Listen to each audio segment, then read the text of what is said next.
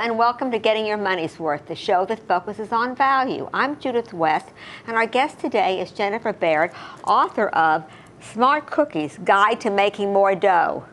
But this is the green dough, right? Exactly. Right. Exactly. And we don't mean Echo cookies. Right. No. Okay. The guide to making more dough. Well, we couldn't have come on at a better time. I think that's the topic. That's the topic of the day: how to make more dough. So tell me something. Let's start at the beginning. First off, you're a journalist. I am. Yeah. And what about who are the Smart Cookies? What about this title? Well, they're a group of women who live in Vancouver. They formed a money group. They're a lot like a lot of women out there right now. They're in their 20s and 30s. They're successful professionally, socially, but their financial lives were... They're in debt. Not like, all of them, but the worst of them was in debt, about $18,000. Okay, so did you see these girls or hear about them on Oprah's show? Is that how did they come to your attention? They were on Oprah. Yes, they were on Oprah. I actually met them through my agents. But so they were on. She was doing a series on people in debt, right. Debt line. So this is Generation Y, which is the 23rd-year-old. Generation X and Generation Y. Yeah, right. but it's not. But these tips are not confined to that group. No. I mean, there are plenty of people in every demographic group that are facing some of these same crises. Exactly. Okay, tell me something. Is being in debt particularly more prone among women?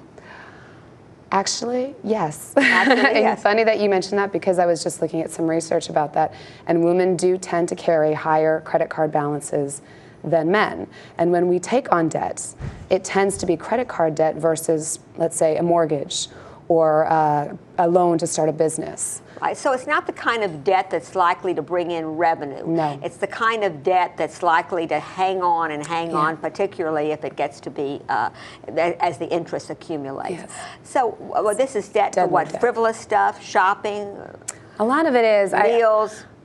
A lot of it is. I think what we find a lot of times is that we supplement our income with credit cards. We just look at that as a natural extension of our spending money, and we don't realize just how long it's going to take us to pay that off. Jennifer, partly it's because women make less money than men. They do. That's they still do. Some exceptions, but for the most part. And also for many women who grew up home, they have as their role model their mothers who are not necessarily financially astute. That's true. So my mom is an exception, I have to say. Yeah, it's kind of, well, mine wasn't, but hopefully I became the exception.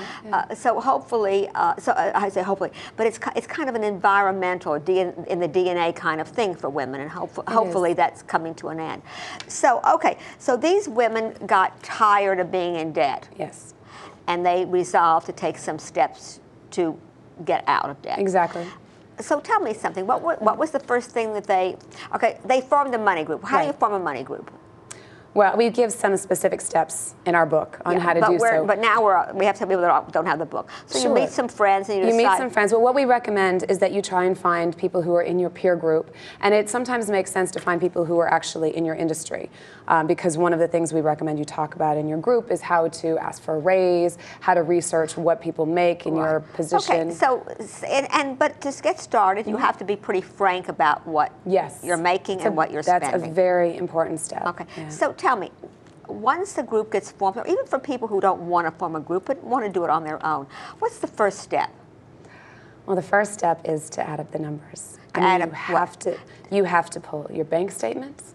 You have to look at your credit card balances, car loans, school loans, savings account, the first thing checking you should account, do is paycheck. write down. So you recommend writing it down, not just thinking it through. I recommend actually pulling all of those statements and yes, writing it down. How much you owe, how much you earn, how much you save, how much you invest.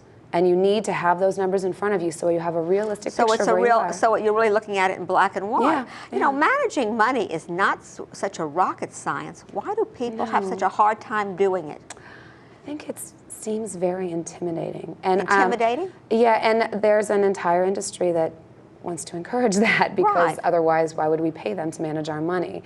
So, you know, there's been this tendency to believe that you need to let an expert manage your money, or for a lot of women, they feel like a man needs to manage the money, and that's been carried on, as you said, through the DNA. They saw that their father managed their family finances, not their mother, and they sort of fell into that same belief system. Well, but we also have this whole credit card industry that sends credit cards that says, you know, it's okay if you want a vacation today, charge it and you pay it off in 60 days or 90 days. I mean, it starts at a very... Or 10 years. It starts at a very young age. And I think you made one important point, that for many folks in today's world, the credit card is seen almost as an extension of their paycheck. Yes. It's not seen as I'm incurring debt, but I'm just spending what I want to spend. Right. I mean, I think debt has become such a part of our culture that it almost seems like a rite of passage into adulthood.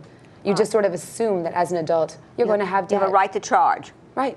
And you're going to have you're going to have mortgage debt, you're probably going to have school loan debt, and credit cards are just another form of debt. But there's a big, big difference, and a lot of people don't realize that. And there's a big change right now in this economy. There is. Right. Yeah. So, okay, but we want to stay focused on how to help folks. Yes. So first, so for the beginning, look at what you earn and look at what you spend. And what you owe. And what you owe. Right. And see what the difference is. Sometimes it's pretty glaring. Yes, it is. And people, I mean, I'm guilty of this myself. I mean, I racked up a 5-figure debt when I was in my 20s, and I just stopped looking at it. I mean, I paid a little more than the minimum each month, but I just refused Stuffed to it in the drawer. I just refused to look at the balance, because it gets to a point where it's so overwhelming that you think, okay, I can look at the minimum balance and I can handle, or minimum payment, I can handle that, but the balance is so big. And when it becomes that big number in your head too, it's like, well, what's another $100? And I think a lot of people kind of fall under that spell, like, oh, it's another $100. It's only translates to $2 more a month for me. So, you know, and they get caught up in it until it reaches the point where they can barely afford the payments. So you're at this. So we're at the point where you know how much you have, you know how much you spend, you know what you owe, and then it takes what? Just a lot of willpower, a lot of guts. It does. Yeah. Is that? I mean, basically, is that what it comes down to? Basically. It does, but I think we're really about approaching this from a different direction. This isn't supposed to be punitive. This isn't about depriving yourself. It's just about being smart about how you spend your money. So how do you get out of this hole that you've dug for yourself without being punitive and by being smart? Well, I mean, the first thing is to look at your spending. And then you decide, well, actually the first thing, let me step back. The first thing is to look at your larger goals and to really think about where you want to be in a year, 2 years, 5 years. Do you want to own a home? You know, do you want to be able, what do you want your life to look like? And then you think about what kind of money that's going to require. But now you have this goal in your head. You know what you're saving for. You know why you're not spending $200 on that pair of jeans. You have a clear picture in your mind of what you're saving your money for. So that's the first step. Yeah. Okay. So it's kind of like I think you talk about the rather factor. That's exactly and I like that rather factor. Yeah. Rather than waste my money on another pair of Jimmy Choos or Manolos or jeans, I'd rather save it toward a condo, or I'd rather save it toward even a vacation. I'd rather save it to Christmas to go home to see my folks. Exactly. And once you have that rather, it becomes kind of an overwhelming. It does. I interviewed somebody, I forgot who it was actually, but I thought he had a great line. He said, have buyer's remorse before you buy and not after. And he recommended as a tip, carrying an index card in your jacket pocket listing your worst purchases. And before you make an impulse purchase, say over, a small amount of money over time, take it out and say, and read it. And I liked it, have buyer's remorse first. I think that's smart, so have a rather than factor. Okay, so that takes piece of one thing, but then sometimes it comes down to just simply eliminating expenses. Yes. And often folks don't know how much they spend on little things. I think you bring it up. Coffee. What are some of the things that you talk about? Coffee has been sort of everyone picks up the Starbucks latte factor that David Bach made so famous. But there are so many little things, and particularly when you're in your 20s and 30s, there are so many little things that you spend money on. You go to the deli and you spend $10 on one of those deli bars at lunch, when you could spend half that on a sandwich, or you could make a sandwich at home. Or what about making a sandwich at home? Exactly. And the difference is that you're not really giving up anything there. I mean, if anything, it might even be healthier, Jennifer. Exactly. And what we want people to do is really question, are they getting their money's worth? Are they getting their money's worth? What you ask, which is so important. I mean, if you're spending $10 at a food bar at a deli and it's not all that good, you're just doing it because it's close and it's convenient, is it really worth $10? No. Well, not, and also I think it helped. I mean, after I thought about, to be honest with you, I thought some things out, and I thought to myself, first off, $10 a day doesn't sound terrible, but $50 a week. Yes. $200 a month starts to really sound like big numbers. It does. And I found for myself just kind of adding things up and saying, oh, that's a lot of money monthly or annually. Okay, yes. that's $200 a month. That's $2,500 a year annually. It starts to sound like a big number, particularly when you remind yourself that it's after-tax dollars. Yep. Okay, so let's get rid of some of these. Get rid.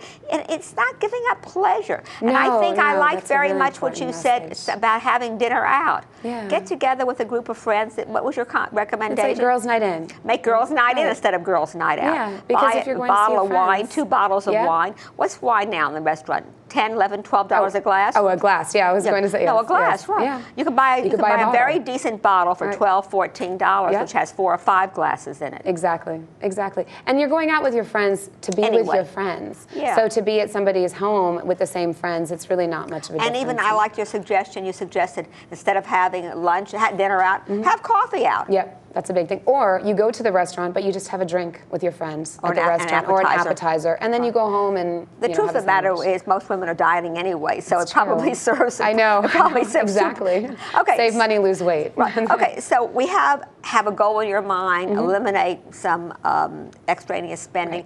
Right. But what about if that really isn't enough, Jennifer? Then what?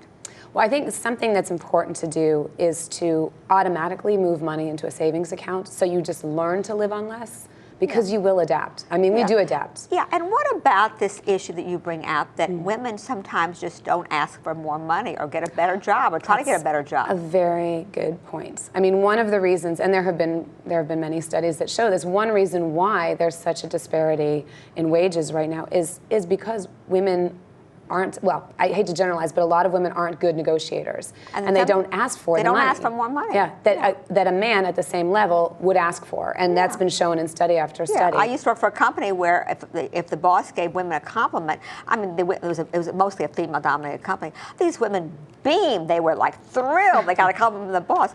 A man would ask for a raise. I know. He's like, enough with the compliments. Give me a bonus. Give me some money. Okay, so we have Smart Cookie's Guide to Making More Dough. For starters, as a quick summary, put down in writing what you make, what you owe. Seriously look at how you'd rather have your money, where you'd rather be, and get rid of some of these silly extraneous expenses that really don't impact on that much on the walk. I've been walking. That's healthy too. Which is a great choice, I think, especially in this city. And stand up and ask for more money when you have a job. But really, it's pretty simple stuff, right? Not rocket science. It is, but a lot of people don't do it. Yeah, I know. Well, that's what we are. Getting your money's worth with Jennifer Barrett. I'm Judith West. Thanks for watching.